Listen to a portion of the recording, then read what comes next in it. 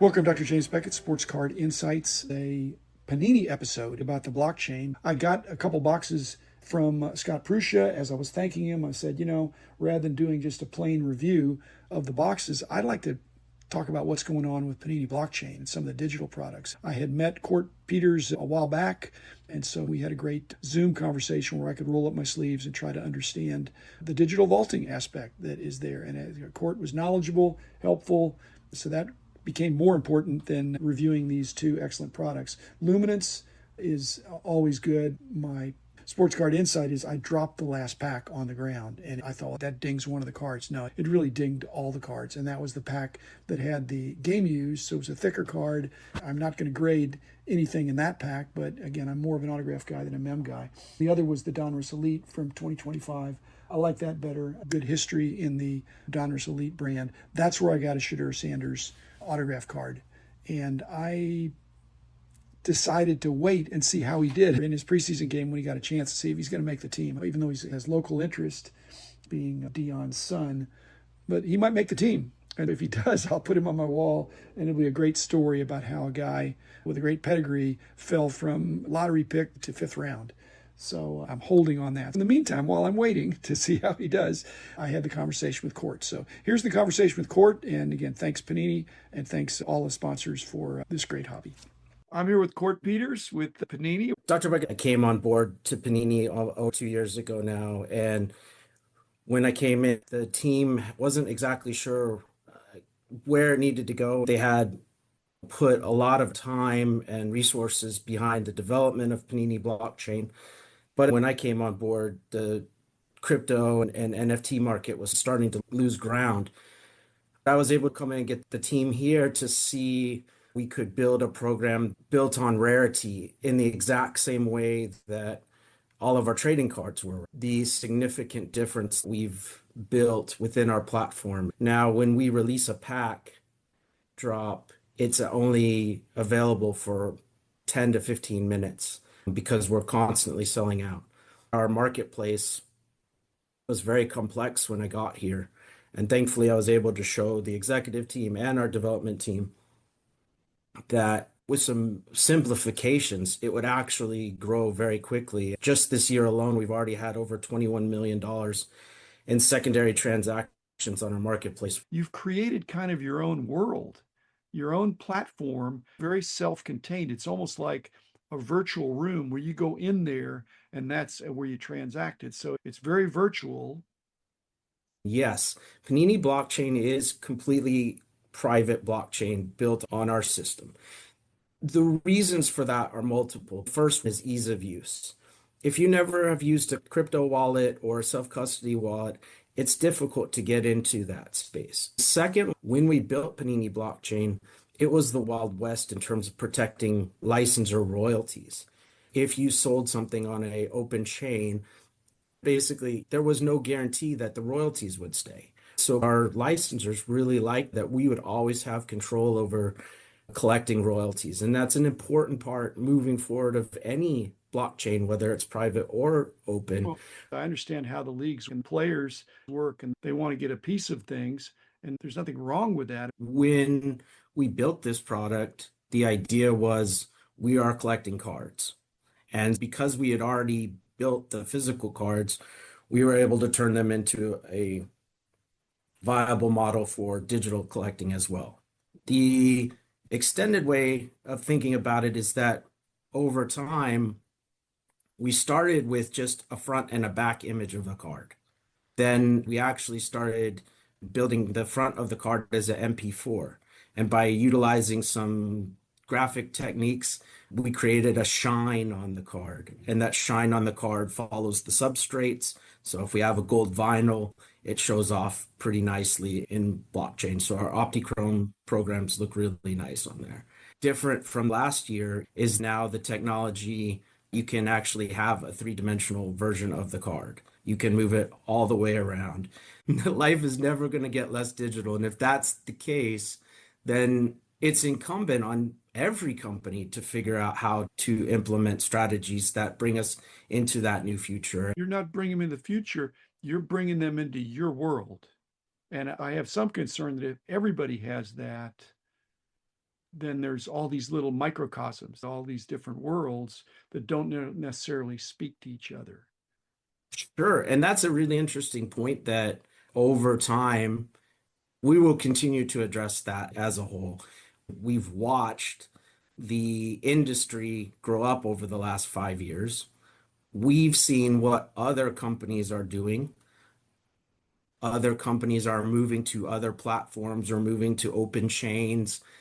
They're having growing pains because they didn't necessarily take as much of a thoughtful approach to what would need to happen for their collectors, their customers to have the best experience. You're helping them manage the experience. You're not throwing them out into the wild. You're A saying, hundred percent. come in, we're going to help you enjoy collecting these digital cards, these digital images that are going to be yours, but it's like you're a digital vault. Kort, one of the problems people have, I think, is that there's some uncertainty about what's going to happen this fall, next spring, those dates on the licenses that you guys have held, and you've 10x'd basketball for sure. I'm just wondering, is the support for Panini blockchain, is that an ongoing thing? And can there be new product after the licenses? Because I think you guys are doing some things that nobody else is doing. It's equivalent to like stickers, is that Sure. there's a card license and there's a sticker license. A sticker is very similar to a card, but it's not a card. The answer is absolutely yes. Panini America has made a significant investment in Panini blockchain and has no plans to close it down or do anything to affect it moving forward significantly. Whatever licenses we have as a company, we will continue to find ways to utilize them, not just for physical cards, not just for stickers slash figurines, and we will continue building product in digital. We have the World Cup coming up next year. We just finished off the select FIFA drop, which sold out in less than 2 minutes last Friday. We have numerous other licensing companies we're working with to always address this. Thankfully, I do some of the licensing shows as well. There's no lack of support from any level of Panini America. I'm saying you're going to probably pursue some appropriate licenses that are not necessarily broad licenses, but licenses to use the technology that you have to create these digital products and bring them into your Panini blockchain for entities that want to promote or want to license. And I'm thinking some of that is going to be sports and some of it's not going to be sports, but it's anything that could be on a card. And I'm just saying there could be a card license and there could be a sticker license and there could be a digital license, and they could be three different people if the players or the leagues decided. Yeah, 100%. And we're pursuing every opportunity that we have in that regard. One of my sponsors for my podcast is ComC. They sell physical cards, similar thing. You have to come into their ecosystem. All the cards are held there, all the transactions, they take care of it. And then if you're good, they send you some money occasionally that you made money instead of you sending them money. You're having that same Panini blockchain area that you go into. The people that don't have a good experience with ComC don't have a good experience if they dabble in it. If they just check it out and do a little bit here, a little bit there, they don't necessarily have a good experience. I'm wondering if that's the way it is with blockchain. If you're just going to dabble in it, you're just not going to really enjoy it. You're not going to know the ins and outs and the nuances. You need to jump in. And then you know when the next release is coming out, you know that you can't wait a half hour to jump in, which I just found out I was 2 minutes late. I think that's a fair assessment. And I'll put it to you this way. This year at the National, for the first time, we actually had a physical representation of Panini blockchain. It was a tactile experience. We called it the blockchain briefcase. A briefcase that has a battery pack, a 27-inch touchscreen Android tablet, and a speaker in the back of it as well. Solely self-contained multimedia event. We actually encourage people to sign up for blockchain accounts and then had them rip a pack on the show floor. Now, what was interesting was we had three different groups of people. And the first group was our current, like, huge collectors, our best collectors. They knew about it. We have a Discord server that we run and moderate. And I found that community is very willing to help educate new people to the blockchain. How do I find things that I really want? All sorts of different things. Those obviously are our biggest promoters, and They're those are trying to people that create, they're trying to create the network effect. absolutely They don't 100%. want to have the only fax machine in town. They want to have lots of fax machines or whatever the technology is. It's stronger with bigger numbers. So Yes, they're absolutely. self-interested and it's cooler. The national Absolutely. is better when there's 10,000 people. And if there's 5,000 or if there's 100,000, that's even better. We want to have lots of trading partners, all that stuff. So I get that. The second group, about 25% of the people that came to our booth passed by and saw somebody else ripping a pack and got really interested in it. Whether it was because they heard the sounds of the machine going, whether they heard people cheering because they got something really great, people that had never experienced digital collecting as a whole. The way I motivated them is they would look at the machine, they would say, "What's this all about?" And I'd say, "Have you ever collected digitally?" Some people would say, "No, I don't really think it's for me. No, I've never done it, but it sounds interesting. No, my kid thinks it's cool though. Can we rip a pack together?" I say, absolutely yes. Now, for the people that said, "Nah, I'm not really sure it's for me," I would say, what if I told you that this year alone, we've already had $21 million in secondary transactions?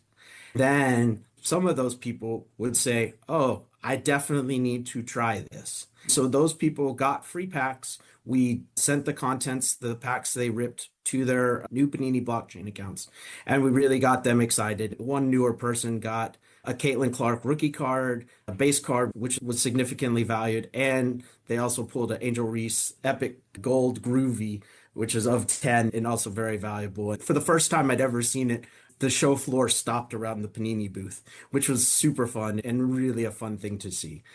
The third group were people that had been on Panini blockchain before I came in 2023. They got on, they might have dabbled a little bit, they might have forgot about their account, thought it was a little too complicated, they bailed out, right? And so because we were utilizing this screen and this screen had ties after the pack rip, we would walk them through the new version of the platform and they would see that it was easier. And their reactions were, "Oh, now how do I get back into this?" So this is the next step, right? I built it with them in mind as well, but I was focusing on rewarding our best users, but also getting new users to the platform. But I think what we ended up doing by having it there, it actually got us to a spot where we could bring people back to the platform. And that to me was ultimately my favorite group because I knew they had understood what we were trying to do previously, but now they got to see it They, more to fruition. they saw it, but they couldn't take it with them. In other words, they're not walking up and you're digitally opening the pack and say, "Hey, look what you got." And you say, "Okay, Yep. port it over to my phone." No, it's there for you in your Panini blockchain account, which we've now opened for you. To me, the closest analogy is a required digital vault that when you open this digital product, it automatically goes into your shelf in the digital vault. 2 years ago, when you came, Kort, vaults are way more accepted now than they were 3 or 4 years ago. There's a lot of action in the vaults, especially for the nicer cards. And so, 100%. the That's vault concept is well understood now that that's not necessarily a bad thing, that I don't get to hold my cards. They're very secure in the vault, the physical vault, or the digital vault. Yeah, absolutely. It was funny to see some of my friends who worked at Beckett when they were building the vault there. As a result of that, I spent multiple days learning everybody's vaults back at that point in time, whether that was Alt, whether that was ComC. The whole thing about a vault is that once they have something, they can let the owner know that if you want us to, we can allow people to make offers. We have it, and if you're open to selling it or taking offers, that's what ComC does. But on the high end, you could say, "Hey, I just want it vaulted. There's no amount of money," which it's never true that there's no amount of money, but I'm not willing to sell this. So that the opportunity. Once you have it there, you could quote unquote list it.